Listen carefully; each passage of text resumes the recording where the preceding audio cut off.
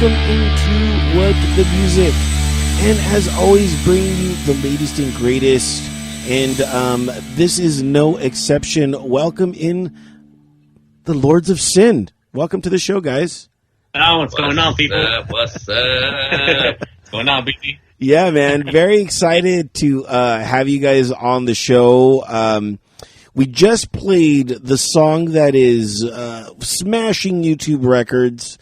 And, one of my personal favorites, Reality is an Illusion.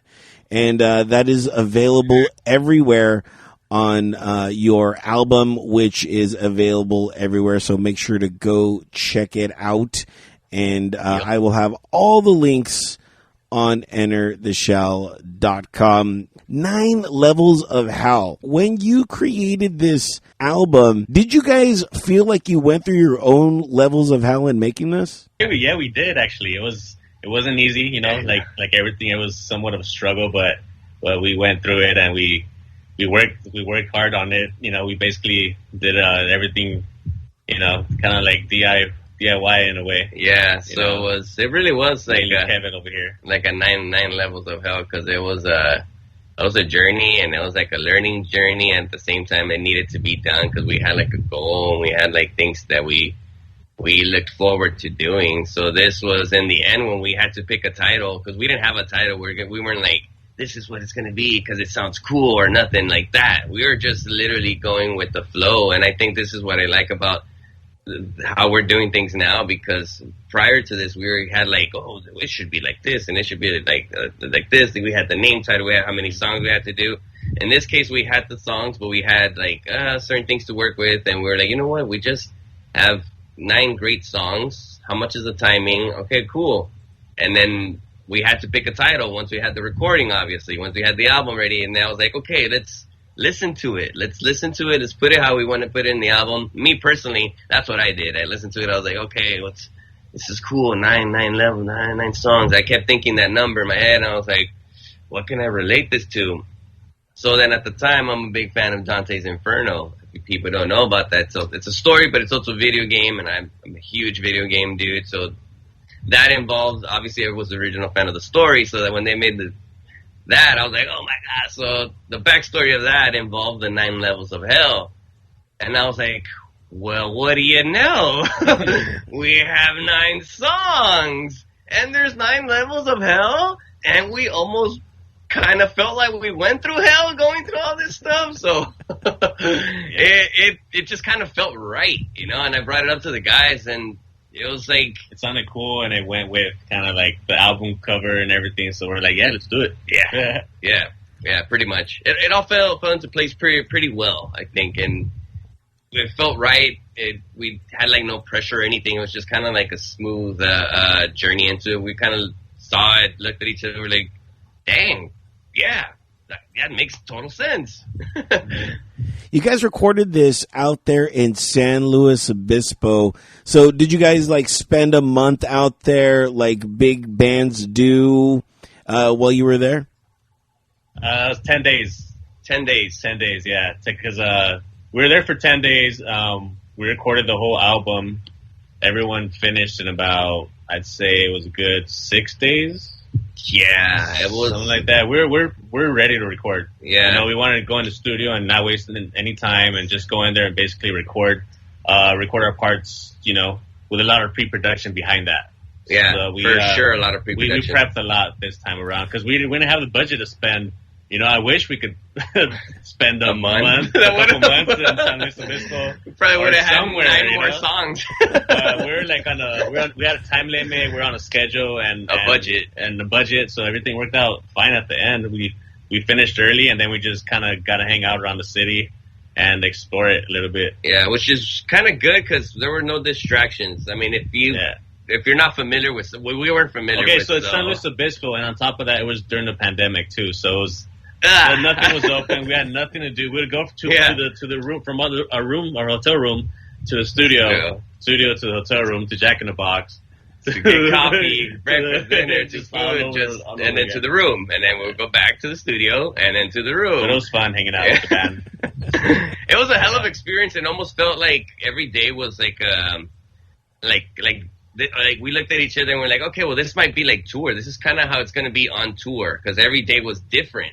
We would show up to a place and then like record, but it felt different because we were recording a different song every single time. So it was like, there's really we were pretty much focused, which I guess helped. I guess finish the song's process early, which is 6 to 7 days, I think, to just record everything. The schedule was 10 days, but we actually left early. It's funny because now to think about it, it's 9 days. So 9 levels, that's another 9 days. So technically we're out there 9 days. We're supposed to come back on the 10th day. We came back the 9th day. So, oh shit! Boom, exclusive. Boom. Only here on EnterTheShow.com, where you're gonna find out the most rarest things ever. Very, very rare, and I truly did enjoy the music video. And thank you again so much for letting me be a part of the music video. You did an amazing job, man. Great job. You fit the role just perfect, dude. I gotta say, the role was meant for you. It's you know what? It's so funny because I've been getting that so much from everybody that has been watching the music video, and they're like, "Dude, you fit that role perfectly," and I'm like, "I don't even know what my role was," you know. I just walked in, and they're like, "Welcome to our world, buddy." That's the beauty of it, I think. Like that whole journey, that whole process, and everybody did a great job. Like even at the moment, like we had to switch characters. I had to switch characters. The person that played the devil was supposed to be our manager, and I was like, you know what? I had a great friend that was there helping out in the production and everything. So she stepped up, and I was like, oh my God, thank you. So I had to rearrange certain things that we had in mind. So literally on the day of, I had to change like the treatment and everything. So in a way, it worked out good. I'm glad it worked out good. But this is why I say welcome to our world, because it's kind of like like that, which I kind of love, and we almost like. I shouldn't say we get a kick out of it, but it's more like we're used to it, We know how to deal with these things. Problem solvers. We're problem solvers, yeah. We've been dealing with... Can we swear on this? Yeah, of course. Yeah. We've been dealing with a bunch of shit our entire fucking life, so we're pretty good at, like just dodging shit. We're like in the Matrix right now, like fucking dodging all kinds of bullets and shit. Yeah, man, but thank you very much for coming out. It was badass. Yeah, dude. Everybody did. You did an amazing job. It was, that role, like I said, it was like meant for you. Yeah, I mean, I don't want to spoil it for anybody, but like, my role seems insignificant until the end. You know what I mean? And then, and that was the first take because I told everybody about the other takes, and I'm like, yeah, the first take, I was the only one that looked super cool, and they kept it. It's funny because that's usually how it works, though. You know what I mean? It's kind of like. You just wing it, and it came out, and it looked more natural as a thing. That's the most important thing when it gets like the most natural thing, and it's like it felt real, and that was like the more realistic take. Yeah. So you did a good job, dude. That was like I saw it, and I was like, oh dang, that's cool. I know, that was the fun part. What nobody saw was like everybody. The entire band just had their heads poking into that little room trying to see what was going to happen. And like, on there. I mean, we kind of had an idea about what was happening, but seeing it in person was different. You know what I mean? Seeing it in person was even crazier. I forgot about that because that's right. It was me and Vicente and the actors in there. And then you guys are peeking. We're just like, oh my God. Guys with guns and stuff. That's a good point that you bring up, Albert. That's hilarious. You just hear like the screaming, oh, do this, do that, all the fighting. I'm sure. Yeah. It turned out great. Everybody had I'm sure everybody had a great time. Everybody keeps saying they had a great time. So that's important, as long as everybody's having fun and it's a good like memory, then it was good for us. And, apparently everybody's been digging it and liking it so much. So I thank everybody out there as well. You know what I mean? Everybody's, it's like, good feedback lately, too. Thank you for the positive feedback. It means a lot to us. Yeah, and I'm going to put the video up on the show notes. So if you haven't had a chance to see this masterpiece, now you will. So make sure to log on to entertheshell.com for that. Yep. Also, thank you, thank you guys. And also, we have to talk about something that I'm sure you're going to be talking a lot of. Maybe you haven't talked a lot about this, but that is the decision to change from Vile Descent into the Lords of Sin. That is an extremely risky move because, Vile Descent is a well-known property. And I've seen Vile Descent. You know what I mean? I'm like, oh my God, I've seen them. Tons of time, and I'm sure you guys have tons of merch still of Vile Descent. And to leave that kind of infamous name and to move to another direction, tell me the process and the decision for that. It was it was tough, but in the ultimate, in the long run, in the end, we, me and Brian, we basically sat down how we are right here, right now, in my room, and we have conversations about the goals and the future and what we try to do and what we need to achieve and what we need to knock out, what we don't need to do. Plenty of what we don't need to do, but plenty of things that we do need to do. And one of that was really analyze our goals and our future, how our direction, I should say. When you try and have a GPS and you have a destination. Obviously, it takes you to a destination, but you don't know how that journey is going to be. And for us, it's always been a hard-working journey. Have we gotten the response that we had with Vile Descent now? It's different. The response is a lot better, and I see that change. So we really had to. We felt like we made a great choice in the long run because it was a conversation that was brought up by our manager. This is something that we were okay, well, he said, what do you guys want to do? What is it that you guys really want to do? Do you guys want to stay as a band and only a few people in your community will know you, stay as a bar band? Or do you want to take it to the next level and really see what you can get away with? And I was like, I want to do the second one. I really wanted to, see how far I could go with it. The blue pill or the red pill? Yeah, we basically got that. He was the Morpheus, and we were the Neo in the chair. We were ooh, dang. But he did bring up a whole bunch of great points. Those points being on the business side that we are still not really familiar with. But those points really did bring up a lot of things that we didn't see because we're musicians. We're into the music. That's kind of what we're focused on. So we need other people, like a manager, to let us know, hey, check this out. You might want to try it, which was all a trial thing. This was all a just an opinion. His thing is hey, why don't you guys, which is always been that way when dealing with us. When he suggestions, it's always hey, would you guys mind trying this? It's just a bunch of suggestions, even within band members and ourselves. So that was one big thing that was brought up, and we looked at each other and we're well, that's a good point.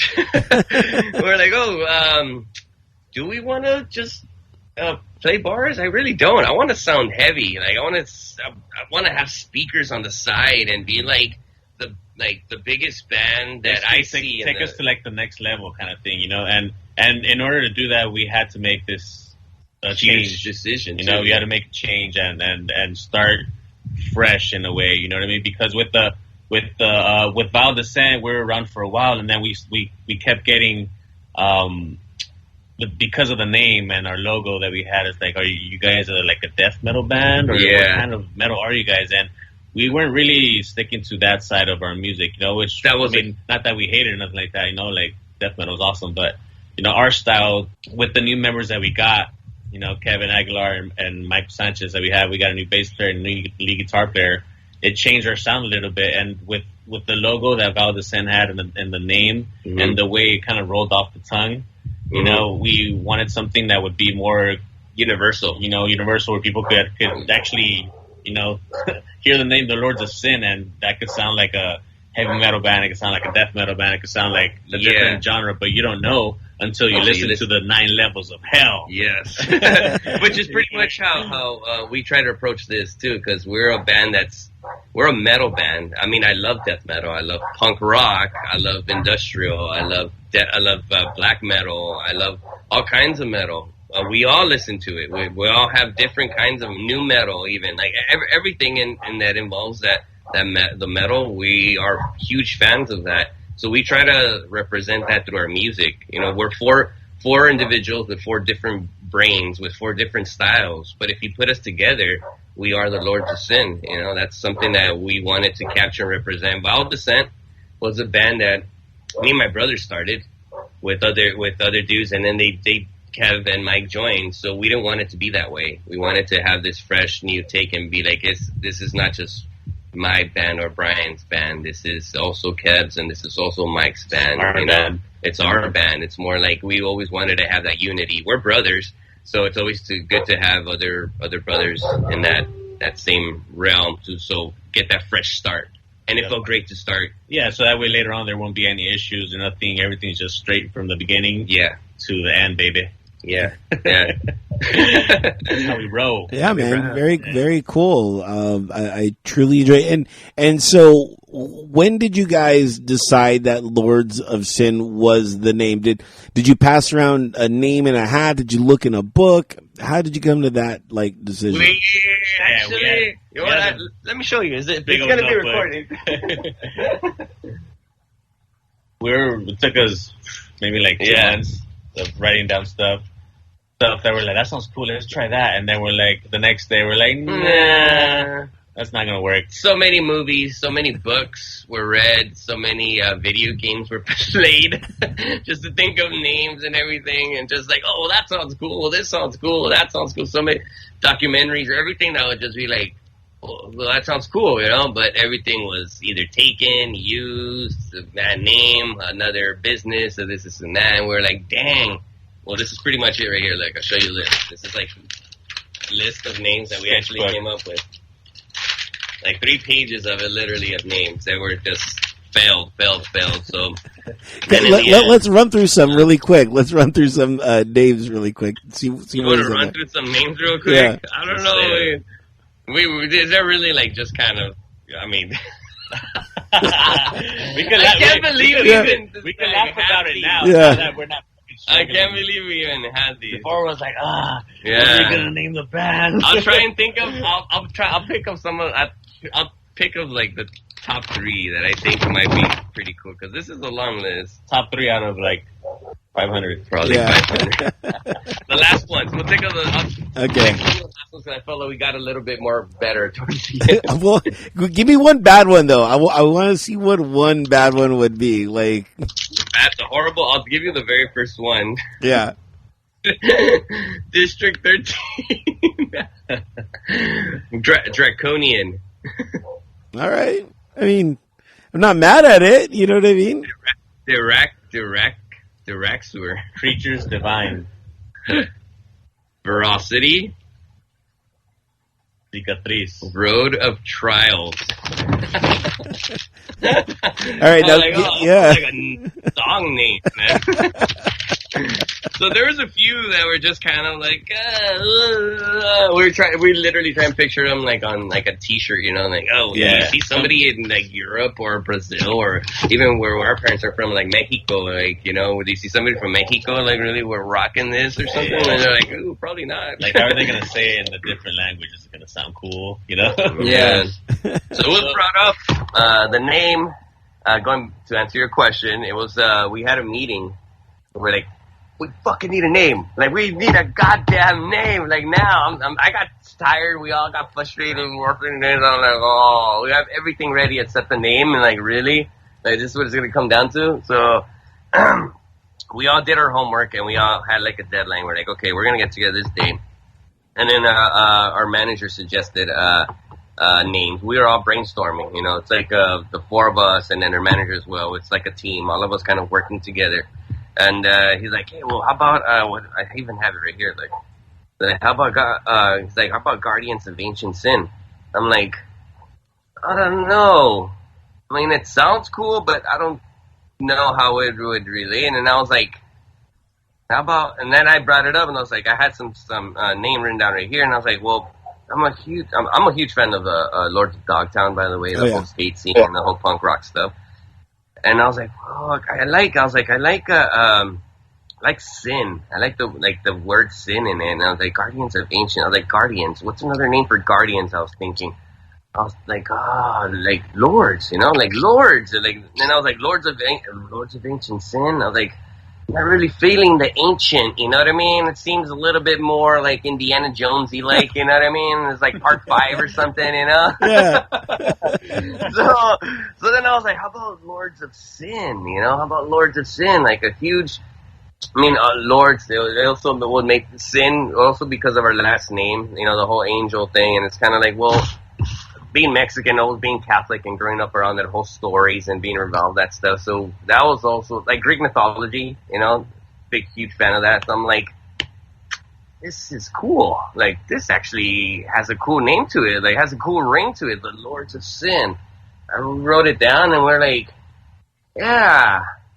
We like it. Kept saying it over and over. I think the Lords of Sin. Like, let's give it a time. It works. We're like, let's sleep on it. We're like, oh yeah. And then the next day we're like, the Lords of Sin. The Lords of Sin. It is. and the rest, as they say, is history. Very cool. Very cool, guys. Thanks so much for coming on the show. Truly, truly appreciate it. And we are going to leave you now with the song Disconsolate. And for more information on the band, make sure to go check them out, thelordsofsin.com. And that's going to wrap it up for this edition of What the Music. And we are out of here.